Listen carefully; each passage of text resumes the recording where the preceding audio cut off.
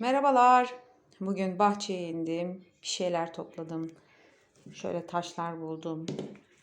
Yapraklar buldum. Şu ayva almıştım. Ondan kalan yapraklarım. Şu ağacımızdan kopardığım şeyler. Bir de ipim var. Bugün böyle bir şeyler yapacağım. İnşallah ortaya güzel şeyler çıkar. İyi seyirler. Hoşça kalın.